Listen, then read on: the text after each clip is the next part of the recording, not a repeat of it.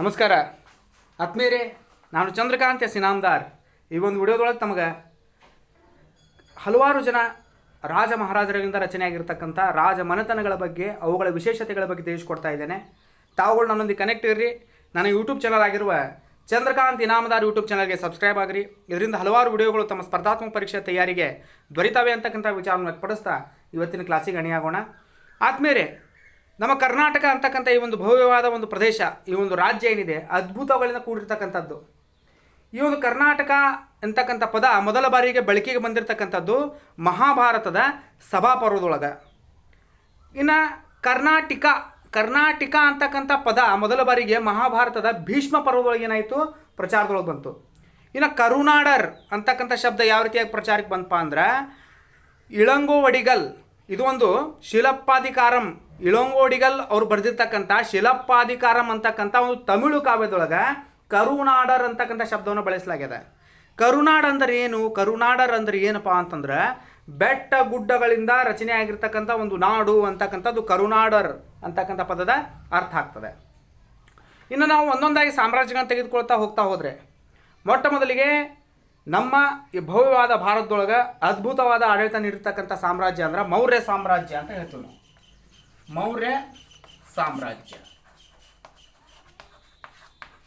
ಸಾಮ್ರಾಜ್ಯ ಅದ್ಭುತವಾದ ಸಾಮ್ರಾಜ್ಯ. ಈ ಒಂದು ಸಾಮ್ರಾಜ್ಯದ ಬಗ್ಗೆ ನಮಗೆ ವಿಶೇಷತೆ, ಇದರ ಒಂದು ವಿಚಾರಗಳು ತಿಳಿದುಕೊಳ್ಳೋದು ನಾವು ಎದರಿಂದ ಅಂತಂದ್ರೆ, ವಿಶಾಖದತ್ತನ ಮುದ್ರಾ ರಾಕ್ಷಸ ಅಂತಕ್ಕಂಥ ಗ್ರಂಥದಿಂದ, ದೀಪವಂಶ ಮಹಾವಂಶ ಅಂತಕ್ಕಂಥ ಬೌದ್ಧ ಗ್ರಂಥಗಳಿಂದ, ಜುನಾಗಢದ ಶಿಲಾಶಾಸನದಿಂದ, ಕೌಟಿಲ್ಯನ ಅರ್ಥಶಾಸ್ತ್ರದಿಂದ, ಮೇಘಾಸ್ಥಾನಿಸ್ನ ಇಂಡಿಕಾ ಗ್ರಂಥದಿಂದ, ಹೀಗೆ ಹಲವಾರು ಗ್ರಂಥಗಳು ಈ ಒಂದು ಮೌರ್ಯ ಸಾಮ್ರಾಜ್ಯದ ಬಗ್ಗೆ ನಮಗೆ ವಿಶೇಷತೆಯನ್ನು ತಿಳಿಸ್ಕೊಡ್ತಾ ಇದ್ದಾವೆ. ಆತ್ಮೀಯರೇ, ಮೌರ್ಯ ವಂಶ ಸ್ಥಾಪಕ ಯಾರು? ಮೊದಲಿಗೆ ಅದನ್ನು ತಿಳ್ಕೊಬೇಕು. ಮೌರ್ಯ ವಂಶ ಸ್ಥಾಪಕ ಯಾರು? ಚಂದ್ರಗುಪ್ತ ಮೌರ್ಯ.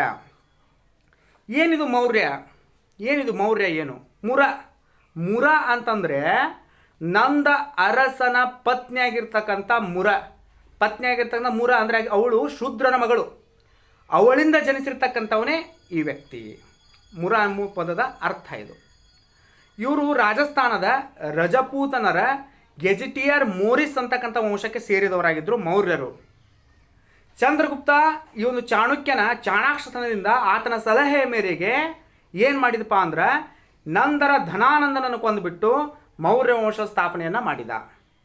ಈತನು ಸೆಲಿಕ್ಯುಸ್ ಅಂತಕ್ಕಂಥ ವಿದೇಶಿ ರಾಜನನ್ನು ಸೋಲಿಸಿದ. ಹಾಗೆ ಆತನ ಮಗಳಾಗಿರ್ತಕ್ಕಂಥ ಹೆಲೆನ್ಳನ್ನ ಮದುವೆಯಾದ. ಹಾಗೂ ತನ್ನಿಂದ ಸೆಲ್ಯೂಕಸ್ ತಮ್ಮ ಮಾವನಿಗೆ 500 ಆನೆಗಳನ್ನು ಬಳುವಳಿಯಾಗಿ ಉಡುಗೊರೆಯಾಗಿ ನೀಡಿದ. ಇನ್ನು ಮೌರ್ಯ ರಾಜ್ಯದ ರಾಜಧಾನಿ ಯಾವುದಾಗಿತ್ತಪ್ಪ ಅಂತಂದರೆ ಪಾಟ್ಲಿಪುತ್ರ ಆಗಿತ್ತು. ದಕ್ಷಿಣದ ರಾಜಧಾನಿ ಸುವರ್ಣಗಿರಿ ಆಗಿತ್ತು ಅಂತಕ್ಕಂಥದ್ದು ಕೆಲವು ಬುಕ್ನಲ್ಲಿ ನಮಗೆ ವಿವರಣೆ ದೊರೀತದೆ. ಚಂದ್ರಗುಪ್ತ ತನ್ನ ಆಳ್ವಿಕೆಯ ಕೊನೆ ಅವಧಿ ಒಳಗೆ ಕ್ಷಾಮದ ಒಂದು ಮುನ್ಸೂಚನೆ ದೊರೆತು, ಅಂದರೆ ಬರಗಾಲದ ಮುನ್ಸೂಚನೆ ದೊರೆತು. ಆತ ಏನು ಮಾಡಿದಪ್ಪ ಅಂತಂದ್ರೆ, ಕರ್ನಾಟಕದ ಶ್ರವಣ ಬೆಳಗೊಳಕ್ಕೆ ಜೈನ ಮುನಿಯಾಗಿರ್ತಕ್ಕಂಥ ಭದ್ರಭಾವಿನೊಂದಿಗೆ ಒಡಗೂಡಿಕೊಂಡು ಬಂದು ಇಲ್ಲಿ ಸಲ್ಲೇಖ ಋತವನ್ನು ಅನುಸರಿಸಿ ಆಚರಿಸಿ ಕೈಗೊಂಡು ತನ್ನ ದೇಹ ತ್ಯಾಗ ಮಾಡಿದ. ಈತನ ಕಾಲಾವಧಿ ಏನಪ್ಪ ಅಂತಂತಂದ್ರೆ ಕ್ರಿಸ್ತಪೂರ್ವ 321ರಿಂದ 298. ಇದು ಮೌರ್ಯ ಸಾಮ್ರಾಜ್ಯದ ಮೊದಲನೆಯ ರಾಜನಾಗಿರ್ತಕ್ಕಂಥ ಚಂದ್ರಗುಪ್ತ ಮೌರ್ಯ. ಇವರ ಒಂದು ಸಮಯ ಏನಾಗಿತ್ತು? ಸಮಯವನ್ನು ನೋಡೋದಾದ್ರೆ 321ರಿಂದ 298.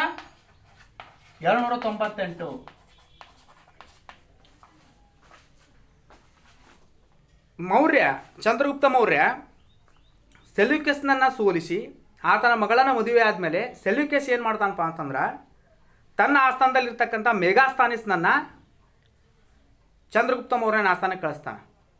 ಇಲ್ಲಿ ಚಂದ್ರಗುಪ್ತ ಮೌರ್ಯ ಬಂದು ಏನು ಮಾಡ್ತಾನೆ ಅಂತ, ಇಲ್ಲಿ ಚಂದ್ರಗುಪ್ತನ ಮೌರ್ಯನ ಆಸ್ಥಾನಕ್ಕೆ ಬಂದಿರತಕ್ಕಂಥ ಮೆಗಾಸ್ಥಾನಿಸ್ ಏನು ಮಾಡ್ತಾನಂತಂದ್ರೆ, ಅವನ ರಾಜ್ಯದಲ್ಲಿ ಆಗ್ತಾ ಇರ್ತಕ್ಕಂಥ ಘಟನಾವಳಿಗಳ ಬಗ್ಗೆ, ಅದರ ಬಗ್ಗೆ ವಿವರಣೆಯನ್ನು ಹೇಳ್ತೇನೆ. ಅವುಗಳ ಬಗ್ಗೆ ಒಂದು ಗ್ರಂಥವನ್ನು ಬರೀತಾನೆ. ಅದು ಇಂಡಿಕಾ ಗ್ರಂಥ ಅಂತ ಕರೆಸ್ಕೊತದೆ. ಮೆಗಾಸ್ಥಾನಿಸ್ನ ಇಂಡಿಕಾ ಗ್ರಂಥ ಇದು ಕೂಡ ಮೌರ್ಯ ಸಾಮ್ರಾಜ್ಯದ ಬಗ್ಗೆ ತಿಳಿಸ್ತದೆ. ಆದ್ದರಿಂದ ಆಕರ ಗ್ರಂಥಗಳು ಆಧಾರಗಳ ಒಂದು ಕೊಡುಗೆ ಭಾಳ ಅಲ್ಪವಾಗಿದ್ದರೂ ಅವು ಕೊಟ್ಟಿರ್ತಕ್ಕಂಥ ಕೊಡುಗೆ ಭಾಳ ದೊಡ್ಡದಿದೆ. ಯಾಕಂತಂದ್ರೆ ಭಾಳ ಕಡಿಮೆ ಸಿಕ್ಕವ ನಮ್ಮ ಮಾಹಿತಿ, ಆದರೂ ಅವುಗಳ ಕೊಡುಗೆ ಭಾಳ ದೊಡ್ಡದಿದೆ. ಇನ್ನು ಮೆಗಾಸ್ಥಾನಿಸ್ನ ಇಂಡಿಕಾ ಗ್ರಂಥ ಏನು ಹೇಳಿದೆ ನಾನು, ಈ ಮೆಗಾಸ್ಥಾನಿಸ್ನ ಇಂಡಿಕಾ ಗ್ರಂಥ ಗ್ರೀಕ್ನ ರಾಯಭಾರಿಯಾಗಿರ್ತಕ್ಕಂಥ ಈತ ಚಂದ್ರಗುಪ್ತ ಮೌರ್ಯನ ಆಸ್ಥಾನಕ್ಕೆ ಬಂದ. ಯಾರು? ಮೆಗಾಸ್ಥಾನೀಸ್.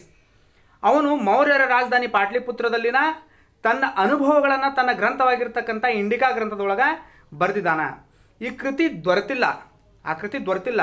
ಆದರೂ ಸಹ ಇದರ ನಂತರದ ಗ್ರೀಕ್ನ ಬರಹಗಾರರಾಗಿರ್ತಕ್ಕಂಥ ಡಿಯೋಟೋರಸ್, ಸೆಕ್ಯುಲಸ್, ಸ್ಟ್ರಾಬೋ, ಪ್ಲಿನಿ ಮತ್ತು ಅರಿಯನ್ ಅವರುಗಳು ತಮ್ಮ ಗ್ರಂಥಗಳಲ್ಲಿ ದಾಖಲೆ ಮಾಡಿರ್ತಕ್ಕಂಥ ವಿಚಾರಗಳ ಬಗ್ಗೆ ಇಂಡಿಕಾ ಕೃತಿಯು ಮೌರ್ಯರ ಕಾಲದೊಳಗೆ ನಗರಾಡಳಿತ, ಸಾಮಾಜಿಕ ಮತ್ತು ಆರ್ಥಿಕ ಸಂಗತಿಗಳು ಇವುಗಳ ಬಗ್ಗೆ ತಿಳಿಸಿಕೊಡ್ತದೆ ಅಂತಕ್ಕಂಥ ವಿಚಾರಗಳನ್ನು ಅವರು ಹೇಳಿದ್ದಾರೆ. ಇನ್ನು ಅರ್ಥಶಾಸ್ತ್ರ ಯಾವ ರೀತಿಯಾಗಿ, ಕೌಟಿಲ್ಯನ ಅರ್ಥಶಾಸ್ತ್ರ ಯಾವ ರೀತಿಯಾಗಿ ಮೌರ್ಯ ಸಾಮ್ರಾಜ್ಯದ ಬಗ್ಗೆ ತಿಳಿಸಿಕೊಡ್ತದೆ ಅಂತಂದರೆ, ಅರ್ಥಶಾಸ್ತ್ರವನ್ನು ಚಂದ್ರಗುಪ್ತ ಮೌರ್ಯನ ಪ್ರಧಾನಮಂತ್ರಿಯಾಗಿರ್ತಕ್ಕಂಥ ಹಾಗೂ ಗುರು ಆಗಿರ್ತಕ್ಕಂಥ ಕೌಟಿಲ್ಯ ಏನು ಮಾಡಿದನಪ್ಪ ಅಂದ್ರೆ ಬರೆದಿರ್ತಕ್ಕಂಥದ್ದು. ಅವನಿಗೆ ಚಾಣಕ್ಯ, ವಿಷ್ಣುಗುಪ್ತ ಅಂತಕ್ಕಂಥ ಹೆಸರುಗಳು ಕೂಡ ಆತನಿಗೆ ಇದ್ದು. ಹಾಗೆ ಇದೇ ಅರ್ಥಶಾಸ್ತ್ರ ಗ್ರಂಥ ಸಂಸ್ಕೃತ ಭಾಷೆಯೊಳಗೆ ರಚನೆಯಾಗಿರ್ತಕ್ಕಂಥದ್ದು. ಇದರೊಳಗೆ ಇರ್ತಕ್ಕಂಥ ವಿಷಯ ಏನಪ್ಪ ಅಂತಂದ್ರೆ, ಇದು ರಾಜನೊಬ್ಬ ಯಾವ ರೀತಿಯಾಗಿ ಆಡಳಿತ ಮಾಡಬೇಕು, ರಾಜನೊಬ್ಬನು ತಿಳಿಯಲೇಬೇಕಾಗಿರ್ತಕ್ಕಂಥ ರಾಜ್ಯಾಡಳಿತ, ವಿದೇಶಾಂಗ ನೀತಿ, ನ್ಯಾಯದಾನದ ಸಂಗತಿಗಳನ್ನು ವಿವರವಾಗಿ ತಿಳಿಸ್ತದೆ. ಈ ಗ್ರಂಥದಿಂದ ಮೌರ್ಯ ಕಾಲದ ರಾಜಕೀಯ, ಆರ್ಥಿಕ, ಆಡಳಿತಾತ್ಮಕ, ಸಾಮಾಜಿಕ ಮೊದಲಾದ ಸಂಗತಿಗಳ ಬಗ್ಗೆ ತಿಳಿಯಬಹುದಾಗಿದೆ. ಇದರೊಳಗೆ ಗೂಢಾಚಾರ ಇಲಾಖೆ, ಸೈನ್ಯದ ಕುರಿತು ವಿಶೇಷ ವಿವರಣೆ ದೊರೀತದೆ. ಇನ್ನು ಈ ಗ್ರಂಥ ನಮಗೆ ದೊರೆತಿದ್ದು ಯಾವ ರೀತಿ ಅಂತಂದರೆ, ಈ ಗ್ರಂಥವನ್ನು 1902 ಮೈಸೂರಿನ ಓರಿಯೆಂಟಲ್ ಗ್ರಂಥಾಲಯದ ಆರ್ ಶ್ಯಾಮಾಶಾಸ್ತ್ರಿಯವರು ಕೌಟಿಲ್ಯ ರಚನೆ ಮಾಡಿರ್ತಕ್ಕಂಥ ಅರ್ಥಶಾಸ್ತ್ರದ ಹಸ್ತಪ್ರತಿಯನ್ನು ಅವರೇನು ಮಾಡಿದರು, ಪತ್ತೆ ಮಾಡಿದರು ಅಂತಕ್ಕಂಥದ್ದು ಆದಮೇಲೆ. ಇನ್ನು ನಾವು ದೀಪವಂಶ, ಮಹಾವಂಶ ಅಂತಕ್ಕಂಥ ಗ್ರಂಥಗಳು ನೋಡ್ತೇವೆ. ಈಗ ನಿಮಗೆ ಈಗ ಮಾತು ಹೇಳಿದೆ ನಾನು, ಏನಪ್ಪ ಅಂತಂದ್ರೆ ಕೌಟಿಲ್ಯ ರಚನೆ ಮಾಡಿರ್ತಕ್ಕಂಥ ಗ್ರಂಥದಿಂದ ನಾವು ಈ ಎಲ್ಲ ವಿಚಾರಗಳನ್ನು ತಿಳ್ಕೊಂಡ್ವಿ. ಇನ್ನು ಮುದ್ರಾ ರಾಕ್ಷಸ ಅಂತಕ್ಕಂಥ ಗ್ರಂಥ ಬರ್ತದೆ. ಇದು ವಿಶಾಖದತ್ತ ಬರೆದಿರ್ತಕ್ಕಂಥ ಗ್ರಂಥ, ಒಂದು ಸಂಸ್ಕೃತ ನಾಟಕ. ಇದರೊಳಗೆ ಕೌಟಿಲ್ಯ ಚಂದ್ರಗುಪ್ತ ಮೌರ್ಯನನ್ನು ಯಾವ ರೀತಿ ಅಧಿಕಾರಕ್ಕೆ ತಂದ ಅಂತಕ್ಕಂಥ ಕೃತಿ ಏನಾಗ್ತದೆ ಅಂತಂದ್ರೆ ವಿಶಾಖದತ್ತನ ಮುದ್ರಾ ರಾಕ್ಷಸತ್ವ ದೊರೀತದೆ. ನೋಡ್ರಿ, ಚಂದ್ರಗುಪ್ತ ಮೌರ್ಯ ಯಾವ ರೀತಿಯಾಗಿ ಆಡಳಿತ ಮಾಡಿದ ಅನ್ನೋದು ನೋಡಿದ್ವಿ. ಮೌರ್ಯ ಸಾಮ್ರಾಜ್ಯದ ಆಕಾರವಾಗಿರ್ತಕ್ಕಂಥ ಇಂಡಿಕಾ, ಹಾಗೆ ಅರ್ಥಶಾಸ್ತ್ರ, ಹಾಗೆ ಮುದ್ರಾ ರಾಕ್ಷಸ, ಈ ಕೃತಿಗಳು ಯಾವ ರೀತಿಯಾಗಿ ಮೌರ್ಯ ಸಾಮ್ರಾಜ್ಯದಾಗ ತಿಳಿಸ್ಕೊಡ್ತಾವ ಅನ್ನೋ ಬಗ್ಗೆ ನೋಡಿದ್ವಿ. ಇಂಡಿಕಾ ಗ್ರಂಥ ಮೆಗಾಸ್ಥಾನೀಸರು ಬರ್ತಾರೆ, ಹಾಗೆ ಅರ್ಥಶಾಸ್ತ್ರ ಗ್ರಂಥ ಕೌಟಿಲ್ಯರು ಬರೆದಿರ್ತಕ್ಕಂಥದ್ದು, ಮುದ್ರಾ ರಾಕ್ಷಸ ಅಂತಕ್ಕಂಥ ಗ್ರಂಥ ವಿಶಾಖದತ್ತರು ಬರೆದಿರ್ತಕ್ಕಂಥದ್ದು. ಆಯಾ ಗ್ರಂಥಗಳು ಯಾವ ರೀತಿ ಕೊಡುಗೆ ಕೊಟ್ಟು ಅನ್ನೋದನ್ನು ನೋಡ್ರಿ. ಮೊದಲಿಗೆ ಇಂಡಿಕಾ ಗ್ರಂಥ ಅಂತಕ್ಕಂಥದ್ದು ಹೇಳೋದಾದ್ರೆ, ಮೆಗಾಸ್ಥಾನೀಸ್ನು ಗ್ರೀಕ್ ರಾಜನ ರಾಯಭಾರಿಯಾಗಿ ಇಲ್ಲಿ ಬಂದಾಗ ಯಾವ ರೀತಿಯಾಗಿ ಇಲ್ಲಿ ಆ ಪಾಟ್ಲಿಪುತ್ರದಲ್ಲಿ ತನ್ನ ಅನುಭವಗಳು ಏನಾದವು ಅನ್ನೋದ್ರ ಬಗ್ಗೆ ತಿಳಿಸ್ಕೊಟ್ಟಿದ್ದಾರೆ. ಅರ್ಥಶಾಸ್ತ್ರ ಗ್ರಂಥದೊಳಗೆ ಒಬ್ಬ ರಾಜ್ಯನ ಆಡಳಿತ ವ್ಯವಸ್ಥೆ ಯಾವ ರೀತಿ ಇರಬೇಕು ಅನ್ನೋದ್ರ ಬಗ್ಗೆ ತಿಳಿಸ್ಕೊಡ್ಲಾಗ್ಯದ. ಇನ್ನು ಮುದ್ರಾ ರಾಕ್ಷಸದೊಳಗೆ ಯಾವ ರೀತಿಯಾಗಿ ಚಂದ್ರಗುಪ್ತ ಮೌರ್ಯನನ್ನು ಕೌಟಿಲ್ಯ, ಚಾಣಕ್ಯ ಯಾವ ರೀತಿಯಾಗಿ ಅಧಿಕಾರಕ್ಕೆ ತಂದ ಅನ್ನೋದ್ರ ಬಗ್ಗೆ ತಿಳಿಸ್ಕೊಡೋದಾಗಿದೆ. ನೆಕ್ಸ್ಟ್ ಬರ್ತಕ್ಕಂಥದ್ದು ದೀಪವಂಶ ಮತ್ತು ಮಹಾವಂಶ ಅಂತಕ್ಕಂಥ ಗ್ರಂಥಗಳು. ದೀಪವಂಶ ಮತ್ತು ಮಹಾವಂಶ ಅಂತಕ್ಕಂಥ ಗ್ರಂಥಗಳು ಶ್ರೀಲಂಕಾದ ಬೌದ್ಧ ಸಾಹಿತ್ಯ ಕೃತಿಗಳು. ಇದರೊಳಗೆ ಅಶೋಕ ಬೌದ್ಧ ಧರ್ಮವನ್ನು ಶ್ರೀಲಂಕಾಕ್ಕೆ ಯಾವ ರೀತಿಯಾಗಿ ವಿಸ್ತಾರ ಮಾಡಿದ ಅಂತಕ್ಕಂಥದ್ರ ಬಗ್ಗೆ ವಿವರಣೆ ದೊರೀತದೆ. ಎದ್ರಾಗಂತಂದ್ರೆ ದೀಪವಂಶ ಮತ್ತು ಮಹಾವಂಶ ಅಂತಕ್ಕಂಥ ಗ್ರಂಥಗಳು. ಇದ್ರೊಳಗೆ ಅಶೋಕ ಯಾವ ರೀತಿಯಾಗಿ ಬೌದ್ಧ ಧರ್ಮವನ್ನು ಶ್ರೀಲಂಕಾವರೆಗೆ ವಿಸ್ತರಣೆ ಯಾವ ರೀತಿಯಾಗಿ ಮಾಡಿದ ಅನ್ನೋದ್ರ ಬಗ್ಗೆ ವಿವರಣೆ ದೊರೆಯಿದೆ ಎಲ್ಪ ಅಂತಂತಂದರೆ ದೀಪವಂಶ ಮತ್ತು ಮಹಾವಂಶ ಅಂತಕ್ಕಂಥ ಗ್ರಂಥದೊಳಗೆ. ಇದಾದಮೇಲೆ ಅಶೋಕನ ಶಾಸನಗಳು ಅಂತ ಬರ್ತಾವೆ, ಶಿಲಾಶಾಸನಗಳು. ಅಶೋಕನ ಬಗೆಗೆ ಅತ್ಯಂತ ಅಧಿಕೃತವಾಗಿರ್ತಕ್ಕಂಥ ಹೇಳ್ತಕ್ಕಂಥ ದಾಖಲೆ ಏನಪ್ಪ ಅಂತಂದ್ರೆ ಆತ ಹೊರಡಿಸಿರ್ತಕ್ಕಂಥ ಶಾಸನಗಳು ಅನ್ನೋದರಲ್ಲಿ ಎರಡು ಮಾತಿಲ್ಲ. ಈ ಒಂದು ಶಾಸನಗಳಿಂದ ಅಶೋಕನ ಸಾಮ್ರಾಜ್ಯದ ವಿಸ್ತರಣೆ ಹಾಗೂ ಅವನ ಧಮ್ಮ ಸಂದೇಶದ ವಿಚಾರ, ಕಳಿಂಗ ಯುದ್ಧದ ಪರಿಣಾಮಗಳು, ಅದರಿಂದ ಅವನ ಮನಪರಿವರ್ತನೆ ಆಗಿರ್ತಕ್ಕಂಥ ವಿಚಾರಗಳು ಮೊದಲಾದ ಸಂಗತಿಗಳು ನಮಗೆ ದೊರೆಯುವುದು ಶಿಲಾಶಾಸನದೊಳಗೆ. ಚಂದ್ರಗುಪ್ತನ ಮಗನಾಗಿರ್ತಕ್ಕಂಥ ಬಿಂದುಸಾರ, ಈಗ ಚಂದ್ರಗುಪ್ತನ ಬಗ್ಗೆ ನೋಡಿದ್ವಿ. ಚಂದ್ರಗುಪ್ತನ ನಂತರ ಆತನ ಮಗ ಬಿಂದುಸಾರ ಅಂತಕ್ಕಂಥ ಆಡಳಿತಕ್ಕೆ ಬರ್ತಾನೆ. ಬಿಂದುಸಾರ ಕ್ರಿಸ್ತಪೂರ್ವ 298ರಿಂದ 273ರವರೆಗೆ ಅಧಿಕಾರವನ್ನು ಮಾಡಿರ್ತಕ್ಕಂಥ ವ್ಯಕ್ತಿ. ಚಂದ್ರಗುಪ್ತ ಮೌರ್ಯನ ಮಗ ಬಿಂದುಸಾರ ಪರಾಕ್ರಮಿ ಆಗಿರ್ತಕ್ಕಂಥ ವ್ಯಕ್ತಿ. ಬಿಂದುಸಾರ 24 ವರ್ಷದ ಆಳ್ವಿಕೆ ನಡೆಸಿದ. ಈತನ ಕಾಲದೊಳಗೆ ತಕ್ಷಶಿಲೆ ಒಳಗೆ ದಂಗೆ ಅದು ಗ್ರೀಕರು ಈತನನ್ನು ಅಮಿತ್ರೋಘಾತ್ರ ಅಂತಾರೆ, ಶತ್ರು ಸಂಹಾರಕ ಅಂತೇಳಿ ಕರಿತಾ ಇದ್ರು. ಅಂಥ ಒಂದು ಮಹಾಪರಾಕ್ರಮಿ ಆಗಿರ್ತಕ್ಕಂಥ ಬಿಂದುಸಾರನ ಮಗನೇ ಅಶೋಕ ದ ಗ್ರೇಟ್, ಸಾಮ್ರಾಟ್ ಅಶೋಕ ಅಂತಕ್ಕಂಥ ಕರೆಸ್ಕೊಳ್ತಕ್ಕಂಥ ಮೌರ್ಯ ಸಾಮ್ರಾಜ್ಯದ ಅತ್ಯಂತ ಸುಪ್ರಸಿದ್ಧ ವ್ಯಕ್ತಿ, ಸುಪ್ರಸಿದ್ಧ ರಾಜ, ಚಕ್ರವರ್ತಿ ಅಶೋಕ. ಇನ್ನು ಅಶೋಕ ಯಾರಪ್ಪ ಅಂದ್ರೆ ಬಿಂದುಸಾರನ ಮಗ ಈತ. ಸಾಮ್ರಾಟ್ ಅಶೋಕ ಕ್ರಿಸ್ತಪೂರ್ವ 269ರಿಂದ 232ರವರೆಗೆ ಅಧಿಕಾರ ಮಾಡಿರ್ತಕ್ಕಂಥ ವ್ಯಕ್ತಿ. ಇವೆಲ್ಲ ಗ್ರಂಥಗಳಾದಮೇಲೆ ಬಿಂದುಸಾರ ಅಧಿಕಾರ ಮಾಡಿದ. ಬಿಂದುಸಾರನ ಸಮಯ ಏನಪ್ಪಾ ಅಂತಂತಂದರೆ 298ರಿಂದ 273. ಹೌದಾ? ಕ್ರಿಸ್ತಪೂರ್ವ 298ರಿಂದ 273. ಈತ ನಂತರ ಅಧಿಕಾರಕ್ಕೆ ಬಂದಿರತಕ್ಕಂಥವನು ಅಶೋಕದ ಸಾಮ್ರಾಟ್. ಅಶೋಕ ಸಾಮ್ರಾಟ 269ರಿಂದ 232ರವರೆಗೆ ಅಧಿಕಾರ ಮಾಡಿದ. ತನ್ನ ತಂದೆ ಅವಧಿಯೊಳಗೆ ಈತ ಏನಿದ್ದಪ್ಪ ಅಂತಂದ್ರೆ ಉಜ್ಜಯಿನಿ ಮತ್ತು ತಕ್ಷಶಿಲೆ ಅಂತಕ್ಕಂಥ ಪ್ರಾಂತ್ಯಗಳ ರಾಜ್ಯಪಾಲನಾಗಿ ಸೇವೆ ಸಲ್ಲಿಸಿರ್ತಕ್ಕಂಥ ಅನುಭವವನ್ನು ಹೊಂದಿದ್ದ. ಯಾರು? ಸಾಮ್ರಾಟ್ ಅಶೋಕ. ತನ್ನ ಆಳ್ವಿಕೆಯ 8 ವರ್ಷದಲ್ಲಿ ಅಶೋಕನು ಕಳಿಂಗ ರಾಜ್ಯದ ಮೇಲೆ ಯುದ್ಧ ಸಾರಿದ. ಅಶೋಕನ ಆಡಳಿತ ಅವಧಿ ಯಾವಾಗ? 269ರಿಂದ 232 ಕ್ರಿಸ್ತಪೂರ್ವ. ಹೌದಾ? ಒಂದು ಮಾತು ಹೇಳಿದ್ರು, ತಾನು ಅಧಿಕಾರಕ್ಕೆ ಬಂದ 8 ವರ್ಷದೊಳಗೆ ಆತ ಕಳಿಂಗ ಯುದ್ಧ ಮಾಡಿದ ಅಂಥೇಳಿ. ಆಟೋಮೆಟಿಕ್ಕಾಗಿ 269ಕ್ಕೆ ಅಧಿಕಾರಕ್ಕೆ ಬಂದಾನ. ಕಳಿಂಗ ಯುದ್ಧ ಯಾವಾಗ ಮಾಡ್ಯಾನ? 261 ಮಾಡ್ಯಾನ ಅಂತೇಳಿ ಇದರಿಂದ ಕ್ಲಿಯರ್ ಆಗ್ತದೆ. ಅಧಿಕಾರಕ್ಕೆ ಬಂದ 8 ವರ್ಷದೊಳಗೆ ಅಶೋಕ ಕಳಿಂಗ ರಾಜ್ಯದ ಮೇಲೆ ಯುದ್ಧ ಸಾರಿದ. ರಾಜನಾದ ನಂತರ ಅಶೋಕ ನಡೆಸಿದ ಏಕೈಕ ಯುದ್ಧ ಯಾವುದಪ್ಪ ಅಂತಂದ್ರೆ ಅದು ಕಳಿಂಗ ಯುದ್ಧ. ಇದು 261ರೊಳಗೆ ಯುದ್ಧ ಆಯಿತು. ಇದ್ರ ಬಗ್ಗೆ ನಮಗೆ ವಿವರಣೆ ಕೊಡ್ತಕ್ಕಂಥದ್ದು ಯಾವುದಪ್ಪ ಅಂತಂದ್ರೆ 13ನೇ ಬಂಡೆಗಲ್ಲು ಶಾಸನ ಅಂತಕ್ಕಂಥದ್ದು ನಮಗೆ ಇದ್ರ ಬಗ್ಗೆ ವಿವರಣೆ ಕೊಡ್ತದೆ. ಈ ಯುದ್ಧದೊಳಗೆ 1.5 ಲಕ್ಷ ಜನ ಸೆರೆ ಆದರು, 1 ಲಕ್ಷಕ್ಕೂ ಹೆಚ್ಚು ಜನ ಹತರಾದರು, ಅದಕ್ಕಿಂತ 10 ಪಟ್ಟು ಹೆಚ್ಚು ಜನ ನಿರಾಶ್ರಿತರಾದರು. ಇದರಿಂದ ಅಶೋಕನ ಮನ ಏನಾಯ್ತಪ್ಪ ಅಂದ್ರೆ ಕರಕ್ತು, ಮನ ಪರಿವರ್ತನೆ ಆಯಿತು, ಪಶ್ಚಾತ್ತಾಪದ ಕಡೆ ಮುಖ ಮಾಡಿದ ಆತ. ಏನು ಮಾಡಿದಪ್ಪ ಅಂತಂತಂದ್ರೆ ಒಂದು ಮಾತು ಹೇಳಿದ್ನವ, ಇದು ಈ ಒಂದು ಯುದ್ಧದ ವಿಜಯದಕ್ಕಿಂತ ದಿಗ್ವಿಜಯದಕ್ಕಿಂತ ಧರ್ಮ ವಿಜಯ ಮೇಲು ಅಂತಕ್ಕಂಥದ್ರ ಕಡೆ ಮನಸ್ಸು ಮಾಡ್ತು, ಪಶ್ಚಾತ್ತಾಪದ ಕಡೆ ಆತನ ಮನ ಹೋಲಿಕೆ ಆಯಿತು.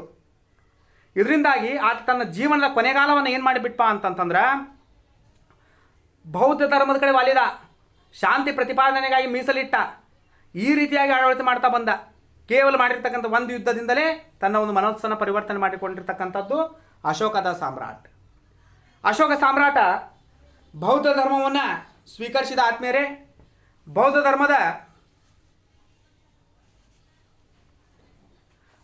ಧರ್ಮದ ಅನುಯಾಯಿಯಾಗಿದ್ದ.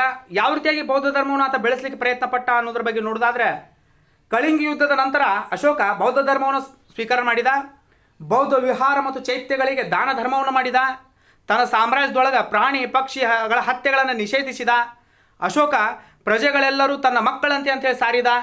ತಂದೆ ತಾಯಿಗಳಿಗೆ ವಿಧೇಯರಾಗಿರಬೇಕಂಥೇಳಿ, ಗುರು ಹಿರಿಯರಿಗೆ ಗೌರವಿಸಬೇಕಂಥೇಳಿ ಹೇಳಿದ. ಅಲ್ಲದೆ ದೀನರ ಮತ್ತು ಗುಲಾಮರ ಬಗ್ಗೆ ದಯೆಯನ್ನು ಆತ ತೋರಿದ. ಹೀಗೆ ಈತನ ಸಾಮ್ರಾಜ್ಯದಲ್ಲಿ ಧರ್ಮ ಮತ್ತು ಪ್ರೀತಿ ಇವುಗಳ ಪ್ರಚಾರ ಮಾಡಿದ. ಧರ್ಮದ ವಿಚಾರವನ್ನು ಆತ ಪ್ರಚಾರ ಮಾಡಿದ. ಧರ್ಮ ಮಹಾಮತ್ರ ಅಂತಕ್ಕಂಥ ಅಧಿಕಾರಿಗಳನ್ನು ನೇಮಕ ಮಾಡಿದ. ಬನವಾಸಿಗೆ ರಕ್ಷಿತ, ಮಹಿಷ ಮಂಡಲಕ್ಕೆ ಅಂದ್ರೆ ಮೈಸೂರಿಗೆ ಮಹಾದೇವ ಅಂತಕ್ಕಂಥ ಪ್ರಚಾರಕರನ್ನು ಆತ ಕಳುಹಿಸಿದ. ಸಿಲೋನ್ ಅಂದರೆ ಇವತ್ತು ಸಿಂಹಳ ಪ್ರದೇಶ ಅಂತ ಏನು ಕರಿತೀವಿ, ಶ್ರೀಲಂಕಾ, ಇದಕ್ಕೆ ತನ್ನ ಮಗನಾಗಿರ್ತಕ್ಕಂಥ ರಾಹುಲ ಮತ್ತು ಮಗಳಾಗಿರ್ತಕ್ಕಂಥ ಸಂಘಮಿತ್ರಿಯರನ್ನು ಕಳುಹಿಸಿಕೊಟ್ಟ. ಕ್ರಿಸ್ತಪೂರ್ವ 250ರೊಳಗೆ 3ನೇ ಬೌದ್ಧ ಸಮ್ಮೇಳನವನ್ನು ಪಾಟ್ಲಿಪುತ್ರದಲ್ಲಿ ನೆರವೇರಿಸಿಕೊಟ್ಟಿರ್ತಕ್ಕಂಥ ಕೀರ್ತಿ ಅಶೋಕದ ಸಾಮ್ರಾಟ್ನಿಗೆ ಸಲ್ತದೆ. ಅಶೋಕನ ಶಾಸನಗಳು ಯಾವಪ್ಪ ಅಂತಂದರೆ, ಅಶೋಕನನ್ನು ಶಾಸನಗಳ ಪಿತಾಮಹ ಅಂದರೂ ಕೂಡ ತಪ್ಪಾಗಲಾರದು. 1837ರೊಳಗೆ ಮೊಟ್ಟ ಮೊದಲ ಬಾರಿಗೆ ಜೇಮ್ಸ್ ಪ್ರಿನ್ಸೆಪ್ ಅವರು ಅಶೋಕನ ಶಾಸನಗಳನ್ನು ಪತ್ತೆ ಹಚ್ಚಿದ್ರು. ಮೊಟ್ಟ ಮೊದಲ ಬಾರಿಗೆ ಓದಿದ್ರು ಅವರು. ಚಾರ್ಲ್ಸ್ ಬೆಡೆನ್ ಇವರು ಬ್ರಿಟಿಷ್ ಇಂಜಿನಿಯರ್ ಆಗಿದ್ದರು. 1915ರೊಳಗೆ ಕರ್ನಾಟಕದ ರಾಯಚೂರು ಜಿಲ್ಲೆಯ ಮಸ್ಕಿ ಒಳಗೆ ಅಶೋಕನ ಶಾಸನವನ್ನು ಪತ್ತೆ ಮಾಡಿದರು. ಈತನ ಶಾಸನಗಳು ಚಿತ್ರದುರ್ಗದ ಬ್ರಹ್ಮಗಿರಿ ಒಳಗೂ ದೊರೆತವೆ. ಈತನ ಶಾಸನಗಳು ಭಾರತದ ಉಪಖಂಡ ಮತ್ತು ಅಫಘಾನಿಸ್ತಾನದ 45 ಸ್ಥಳಗಳಲ್ಲಿ 180 ಆವೃತ್ತಿಗಳಲ್ಲಿ ಲಭ್ಯವಾಗಿರ್ತಕ್ಕಂಥದ್ದು. ಅಂದರೆ ಭಾರತ ಉಪಖಂಡ ಹಾಗೆ ಅಫಘಾನಿಸ್ತಾನದಾಗ ಕೂಡ ಈ ಒಂದು ಅಶೋಕ ಸಾಮ್ರಾಟನ ಶಾಸನಗಳು ದೊರೆತಾವಂತಂದ್ರೆ ಅವನ ಸಾಮ್ರಾಜ್ಯ ಎಷ್ಟು ವಿಸ್ತಾರವಾಗಿತ್ತು ಅನ್ನೋದ್ರ ಬಗ್ಗೆ ನಾವು ತಿಳ್ಕೊಬೇಕಾಗ್ತದೆ.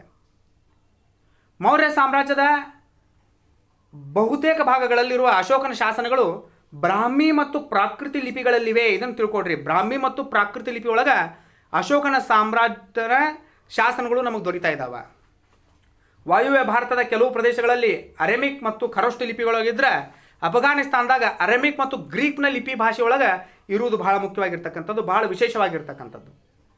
ಇದು ಅಶೋಕನ ಒಂದು ಶಿಲಾಶಾಸನಗಳು. ಇನ್ನು ಮೌರ್ಯರ ಅರ್ಥವ್ಯವಸ್ಥೆ, ಮೌರ್ಯರ ಅರ್ಥವ್ಯವಸ್ಥೆ ಬಗ್ಗೆ ನೋಡೋದಾದ್ರೆ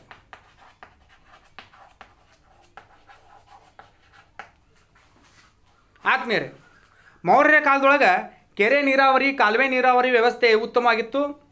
ಚಂದ್ರಗುಪ್ತ ಮೌರ್ಯ ರಾಜ್ಯಪಾಲನಾಗಿರ್ತಕ್ಕಂಥ ಪುಷ್ಯಗುಪ್ತನು ಗುಜರಾತಿನ ಜುನಾಗಢದ ಬಳಿ ಸುದರ್ಶನ ಸರೋವರ ಅಂತಕ್ಕಂಥ ಅಣೆಕಟ್ಟು ನಿರ್ಮಾಣ ಮಾಡಿದ್ದ. ಕೃಷಿ ಕ್ಷೇತ್ರವನ್ನು ಸರ್ಕಾರವೇ ನಿರ್ವಹಿಸ್ತಾ ಇತ್ತು. ಯುದ್ಧ ಕೈದಿಗಳನ್ನು, ಗುಲಾಮರನ್ನು ಕೃಷಿ ಕ್ಷೇತ್ರಕ್ಕೆ ಬಳಸ್ಕೊಳ್ಳಾಗ್ತಾ ಇತ್ತು. ಭೂ ಕಂದಾಯ ರಾಜ್ಯಾದಾಯದ ಪ್ರಮುಖ ಕಂದಾಯ ಆಗಿತ್ತು. ರೈತ ತನ್ನ ಉತ್ಪಾದನೆಯ 1/4 ಅಂದರೆ 25% ಭಾಗವನ್ನು ತೆರಿಗೆಯಾಗಿ ನೀಡಬೇಕಾಗಿತ್ತು. ಸಮಾಹರ್ತ ಮತ್ತು ಸನ್ನಿಧಾತ ಅಂತಕ್ಕಂಥ ಇಬ್ಬರು ಅಧಿಕಾರಿಗಳು ತೆರಿಗೆ ಸಂಗ್ರಹ ಮತ್ತು ರಾಜಭಂಡಾರದ ಪಾಲಕರಾಗಿದ್ದರು. ಕರಕುಶಲ ವಸ್ತುಗಳ ಉತ್ಪಾದನೆ ಮತ್ತು ಅವುಗಳ ವ್ಯಾಪಾರ ಮೌರ್ಯರ ಅರ್ಥವ್ಯವಸ್ಥೆಯಲ್ಲಿ ಸ್ಥಾನ ಪಡ್ಕೊಂಡಿದ್ದುವು. ಕಚ್ಚು ಗುರುತಿನ ಬೆಳ್ಳಿ ನಾಣ್ಯಗಳೇನಿದಾವಲ್ಲ ಅವುಗಳು ಮೌರ್ಯ ಸಾಮ್ರಾಜ್ಯದೊಳಗೆ ಚಲಾವಣೆ ಒಳಗಿದ್ದು. ಈ ಕಾಲವನ್ನು ನಗರೀಕರಣದ 2ನೇ ಹಂತ ಅಂತ ಕೂಡ ಚರಿತ್ರೆಗಾರರು ಗುರುತಿಸುವುದು ಉಂಟು. ಅರ್ಥವ್ಯವಸ್ಥೆಯಲ್ಲಿ ಅದ್ಭುತವಾಗಿರ್ತಕ್ಕಂಥ ಅರ್ಥವ್ಯವಸ್ಥೆಯನ್ನು ಹೊಂದಿರತಕ್ಕಂಥ ಸಾಮ್ರಾಜ್ಯ ಯಾವತ್ತಪ್ಪ ಅಂತಂದ್ರೆ ಅದು ಮೌರ್ಯ ಸಾಮ್ರಾಜ್ಯ. ಆತ್ಮೀಯರೇ, ಇಲ್ಲಿ ಭೂ ಕಂದಾಯವೇ ಬಹಳ ಪ್ರಮುಖವಾಗಿರ್ತಕ್ಕಂಥದ್ದು. ಸರಿಸುಮಾರು ರೈತ ಬೆಳೆದಿರ್ತಕ್ಕಂಥ ಬೆಳೆ ಒಳಗೆ 25%ದಷ್ಟು ಈ ಒಂದು ರಾಜ್ಯಕ್ಕೆ ಕೊಡಬೇಕಾಗಿರ್ತಕ್ಕಂಥ ಒಂದು ಕಾನೂನು ಈ ಒಂದು ರಾಜ್ಯದೊಳಗಿತ್ತು ಆತ್ಮೀಯರೇ. ಅದಕ್ಕಾಗಿ ಅದ್ಭುತವಾಗಿರ್ತಕ್ಕಂಥ ಒಂದು ಕಂದಾಯ ವ್ಯವಸ್ಥೆ ಈ ರಾಜ್ಯದಲ್ಲಿ ಇತ್ತು. ಇನ್ನು ಸಾಮಾಜಿಕ ವ್ಯವಸ್ಥೆಯನ್ನು ನಾವು ನೋಡೋದಾದರೆ ಈ ಕಾಲದೊಳಗೆ ಮೇಲ್ವರ್ಗದಲ್ಲಿ ಹುಟ್ಟಿದ ವ್ಯಕ್ತಿಗಳು ಒಂದು ವರ್ಣದಿಂದ ಇನ್ನೊಂದು ವರ್ಣದೊಳಗೆ ಪ್ರವೇಶ ಮಾಡಿ ಸಾಮಾಜಿಕ ಮನ್ನಣೆ, ಗೌರವವನ್ನು ಪಡೆಯಬಹುದಾದ ಅವಕಾಶಗಳು ಸ್ವಲ್ಪ ಮಟ್ಟಿಗಿದ್ದು. ಅಂದ್ರೆ ಯಾವ ಜಾತಿಯಾಗ ಹುಟ್ಟ್ಯಾನ ಅದೇ ಜಾತಿಯಾಗ ಸಾಯ್ಬೇಕಂತೇನು ರೂಲ್ಸ್ ಇದ್ದಿದ್ದಿಲ್ಲ. ಆತನ ಕೆಲಸದ ಮೂಲಕ ತನ್ನ ವರ್ಣವನ್ನು ಬದಲಿಸಿಕೊಳ್ಳುವ ಒಂದಿಷ್ಟು ಅವಕಾಶಗಳನ್ನು ಸ್ವಲ್ಪ ಮಟ್ಟಿನಲ್ಲಿ ಈ ಒಂದು ಕಾಲದೊಳಗಿದ್ದು. ಏನಪ್ಪಾ ಅಂದ್ರೆ ಸಾಮಾಜಿಕ ವ್ಯವಸ್ಥೆ ತನ್ನ ಕೆಲಸಗಳಿಂದ ತನ್ನ ವರ್ಣವನ್ನು ಬದಲಿಸಿಕೊಳ್ಳುವ ಸಾಮರ್ಥ್ಯ ಸ್ವಲ್ಪ ಮಟ್ಟಿಗೆ ಅವಕಾಶ ಈ ಒಂದು ಕಾಲದೊಳಗಿದ್ದು ಆತ್ಮೀಯರೇ. ಬ್ರಾಹ್ಮಣ ಮತ್ತು ಕ್ಷತ್ರಿಯರು ತಮ್ಮ ಸ್ಥಾನಗಳನ್ನು ಪರಸ್ಪರ ಬದಲಾಯಿಸಿಕೊಳ್ಳಬಹುದಾಗಿತ್ತು. ಸಮಾಜ ಬ್ರಾಹ್ಮಣ ಮತ್ತು ಕ್ಷತ್ರಿಯ, ವೈಶ್ಯ ಮತ್ತು ಶೂದ್ರ ಅಂಥೇಳಿ 4 ವರ್ಣಗಳಲ್ಲಿ ವಿಂಗಡಣೆ ಆಗಿದ್ದರೂ ಕೂಡ ಈ ವರ್ಣಗಳಲ್ಲಿ ಜಾತಿಗಳಿದ್ದು. ಮೆಗಾಸ್ಥಾನಿಸ್ ತನ್ನ ಇಂಡಿಕಾ ಗ್ರಂಥದೊಳಗೆ ಮೌರ್ಯರ ಸಮಾಜದೊಳಗೆ 7 ಜಾತಿಗಳಿದ್ದು ಅಂತೇಳಿ ತಿಳಿಸಿದ್ದಾರೆ. 7 ಕ್ಯಾಸ್ಟ್ಸ್, 7 ಜಾತಿಗಳದಾವ ಅಂಥೇಳಿ ಮೆಗಾಸ್ಥಾನಿಸ್ ತನ್ನ ಇಂಡಿಕಾ ಗ್ರಂಥದೊಳಗೆ ಹೇಳ್ಯಾರಂತ. ಮೌರ್ಯರ ಕಾಲದೊಳಗೆ ವರ್ಣಗಳು ಆಧಾರದ ಮೇಲೆ ಜಾತಿ ಪದ್ಧತಿ ಹೆಪ್ಪುಗಟ್ಟಲು ಆರಂಭಿಸ್ತು. ಮುಂದೆ ವರ್ಣಗಳ ಆಧಾರದ ಮೇಲೆ ಜಾತಿ ಪದ್ಧತಿ ಬರ್ಲಿಕ್ಕತ್ತಲ್ಲ, ಇದು ಸ್ಟಾರ್ಟ್ ಆಯಿತು. ಇಂಡಿಕಾ ಗ್ರಂಥದೊಳಗೆ ಗುಲಾಮರ ಬಗ್ಗೆ ವರ್ಣನೆ ಮಾಡಿಲ್ಲ. ಮೌರ್ಯರ ಕಾಲದಲ್ಲಿ ಆಚರಣೆಯಲ್ಲಿ ಇತ್ತಿದು ಗುಲಾಮಗಿರಿ ಪದ್ಧತಿ ಮೌರ್ಯರ ಕಾಲದ ಆಚರಣೆದಾಗಿತ್ತು, ಅದ್ರ ಬಗ್ಗೆ ವಿವರಣೆ ಮಾಡಿಲ್ಲ. ಪ್ರಾಚೀನ ಗ್ರೀಕ್ ಮತ್ತು ರೋಮ್ ಸಮಾಜದ ಮಾದರಿಯಲ್ಲಿದ್ದಂತೆ ತೀವ್ರವಾಗಿರಲಿಲ್ಲ. ನೋಡ್ರಿ, ಗುಲಾಮರ ಬಗ್ಗೆ ಅವನು ಗುಲಾಮಗಿರಿ ಪದ್ಧತಿ ಏನಿತ್ತು ಮೌರ್ಯ ಸಾಮ್ರಾಜ್ಯದಾಗ ಇತ್ತದು, ಆದರೆ ಇಂಡಿಕಾ ಅಂತಕ್ಕಂಥ ಗ್ರಂಥದೊಳಗೆ ಅದ್ರ ಬಗ್ಗೆ ಹೇಳಿಲ್ಲ. ಆದರೆ ಗ್ರೀಕು ಮತ್ತು ರೋಮನ್ ಒಳಗೆ ಅಷ್ಟು ಕ್ರೂರವಾಗಿ ಆ ಒಂದು ಗುಲಾಮರನ್ನು ನಡೆಸ್ಕೊಳ್ತಿದ್ರು, ಅಷ್ಟು ಕ್ರೂರತೆ ಈ ಒಂದು ಮೌರ್ಯರ ಆಡಳಿತದೊಳಗೆ ಇರಲಿಲ್ಲ. ಇನ್ನು ಆಡಳಿತ ವ್ಯವಸ್ಥೆಯನ್ನು ನೋಡೋದಾದರೆ ಆಡಳಿತ ವ್ಯವಸ್ಥೆ ಆದ್ಮೇಲೆ ಮೌರ್ಯ ಸಾಮ್ರಾಜ್ಯ ಕೇಂದ್ರೀಕೃತ ಆಡಳಿತ ವ್ಯವಸ್ಥೆ ಹೊಂದಿತ್ತು. ಅಂದರೆ ರಾಜನೇ ಇಲ್ಲಿ ಹೆಡ್ ಆಗಿದ್ದ, ಅಧಿಕಾರ ರಾಜನೊಳಗೆ ಕೇಂದ್ರೀಕೃತವಾಗಿತ್ತು. ಬಲಿಷ್ಠ ಗೂಢಾಚಾರ ವ್ಯವಸ್ಥೆ ಅಸ್ತಿತ್ವದೊಳಗಿತ್ತು. ರಾಜನ ಅಧೀನದೊಳಗೆ ಮಂತ್ರಿ, ಪುರೋಹಿತ, ಸೇನಾಪತಿ, ಯುವರಾಜ ಅತ್ಯುನ್ನತ ಅಧಿಕಾರಿಗಳಾಗಿದ್ದರು. ಸಾಮ್ರಾಜ್ಯವನ್ನು ಪ್ರಾಂತ್ಯಗಳಾಗಿ ವಿಂಗಡಿಸಲಾಗಿತ್ತು. ಪ್ರಾಂತ್ಯಗಳನ್ನು ಯುವರಾಜ ಅಥವಾ ರಾಜ ಪರಿವಾರದವ್ರು ನೋಡ್ಬೋದಾಗಿತ್ತು. ತಕ್ಷಶಿಲೆ, ಉಜ್ಜಯಿನಿ, ದೌಲಿ, ಸವರ್ಣಗಿರಿ ಮತ್ತು ಗಿರ್ನಾರ್ಗಳೊಳಗೆ ಪ್ರಾಂತೀಯ ಆಡಳಿತದ ಕೇಂದ್ರಗಳಾಗಿದ್ದು. ರಜುಕ ಅಂದರೆ ನ್ಯಾಯಿಕ ಅಧಿಕಾರಿ, ಯುಕ್ತ ಮಾಹಿತಿಗಳನ್ನು ದಾಖಲಿಸುವ ಅಧಿಕಾರಿಗಳು ಮೊದಲಾದವರು ಅಧಿಕಾರಿಗಳಿದ್ದರು. ರಾಜಧಾನಿ ಪಾಟ್ಲಿಪುತ್ರ ಆಡಳಿತವನ್ನು 30 ಅಧಿಕಾರಿಗಳನ್ನು ಒಳಗೊಂಡಿರ್ತಕ್ಕಂಥ 6 ಸಮಿತಿಗಳನ್ನು ನಿರ್ವಹಿಸ್ತಾ ಇದ್ದು ಅಂತ ಮೇರೆ. ಇನ್ನು ಕಲೆ ಮತ್ತು ವಾಸ್ತುಶಿಲ್ಪದ ಬಗ್ಗೆ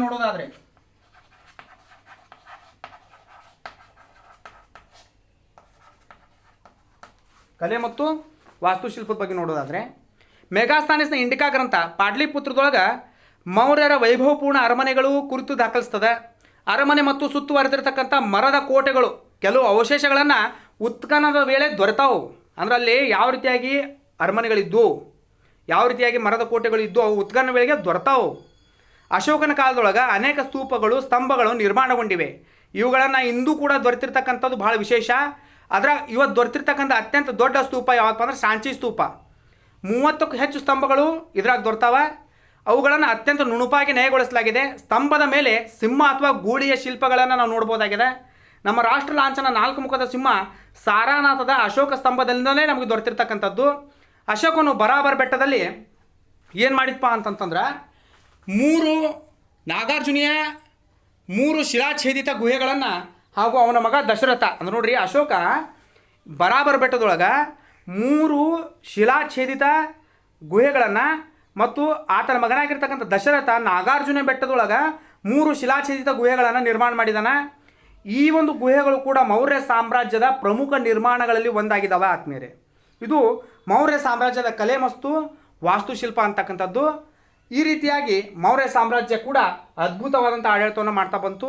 ಇದು ಮೌರ್ಯ ಸಾಮ್ರಾಜ್ಯದ ವಿಶೇಷತೆಯ ಕುರಿತಾಗಿರ್ತಕ್ಕಂಥ ಕೆಲವೊಂದು ವಿಚಾರಗಳಾಗಿದ್ದು. ಆತ್ಮೀಯರೇ, ನನ್ನ ನೆಕ್ಸ್ಟ್ ವಿಡಿಯೋದೊಳಗೆ ನಾನು ಮತ್ತೊಂದು ರಾಜ ಪರಂಪರೆಯ ಬಗ್ಗೆ ತಿಳಿಸ್ಕೊಡ್ತಾ ಹೋಗ್ತಾ ಇದ್ದೇನೆ. ನೋಡ್ರಿ, ಮೌರ್ಯ ಸಾಮ್ರಾಜ್ಯ ಸ್ಥಾಪಕ ಚಂದ್ರಗುಪ್ತ ಮೌರ್ಯ. ಈತನ ಕಾಲ ಕ್ರಿಸ್ತಪೂರ್ವ 321ರಿಂದ 298. ಈ ಒಂದು ಮೌರ್ಯ ಸಾಮ್ರಾಜ್ಯದ ಬಗ್ಗೆ ನಮಗೆ ತಿಳಿಯುವುದು ಇಂಡಿಕಾ ಅರ್ಥಶಾಸ್ತ್ರ, ಮುದ್ರಾ ರಾಕ್ಷಸ, ದೀಪವಂಶ ಮತ್ತು ಮಹಾವಂಶ ಅಂತಕ್ಕಂಥ ಗ್ರಂಥಗಳಿಂದ. ಮುಂದೆ ಬಿಂದುಸಾರ ಅಂತಕ್ಕಂಥ ಆಡಳಿತ ಮಾಡಿದ ಅಶೋಕನ ಆಡಳಿತವನ್ನು ನೋಡಿದ್ವಿ. ಆತನ ಒಂದು ಶಿಲಾಶಾಸ್ತ್ರಗಳ ಬಗ್ಗೆ ನೋಡಿದ್ವಿ. ಮೌರ್ಯ ಅರ್ಥವ್ಯವಸ್ಥೆ ಬಗ್ಗೆ ನೋಡಿದ್ವಿ. ಸಾಮಾಜಿಕ ವ್ಯವಸ್ಥೆ ಬಗ್ಗೆ ನೋಡಿದ್ವಿ. ಆಡಳಿತ ವ್ಯವಸ್ಥೆ ಬಗ್ಗೆ ನೋಡಿದ್ವಿ. ಮತ್ತು ಕಲೆ ಮತ್ತು ವಾಸ್ತುಶಿಲ್ಪದ ಬಗ್ಗೆ ನೋಡಿದ್ವಿ. ಹೀಗೆ ಹಲವಾರು ವಿಚಾರಗಳನ್ನು ಹೊಂದಿರತಕ್ಕಂಥ ಈ ಒಂದು ಮೌರ್ಯ ಸಾಮ್ರಾಜ್ಯದ ಬಗ್ಗೆ ನಾವು ನೋಡಿದ್ದೇವೆ. ನನ್ನ ನೆಕ್ಸ್ಟ್ ವಿಡಿಯೋದೊಳಗೆ ನಾನು ಮತ್ತೆ ಹಲವಾರು ವಿಚಾರಗಳನ್ನು ತೆಗೆದುಕೊಂಡು ಬರ್ತಾ ಇದ್ದೇನೆ. ಅದಕ್ಕಾಗಿ ತಾವು ನನ್ನೊಂದಿಗೆ ಕನೆಕ್ಟ್ ಇರ್ರಿ.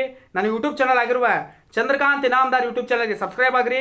ಇದರಿಂದ ಹಲವಾರು ವಿಡಿಯೋಗಳು ತಮ್ಮ ಸ್ಪರ್ಧಾತ್ಮಕ ಪರೀಕ್ಷೆ ತಯಾರಿಗೆ ದೊರೀತವೆ ಅಂತಕ್ಕಂಥ ವಿಚಾರವನ್ನು ಪಡಿಸ್ತಾ ಇವತ್ತಿನ ಕ್ಲಾಸನ್ನು ಇಲ್ಲಿ ಮುಗಿಸ್ತಾ ಇದ್ದೇನೆ. ವಿಡಿಯೋವನ್ನು ನೋಡೋದಕ್ಕಾಗಿ ಧನ್ಯವಾದಗಳು. ನಮಸ್ಕಾರ.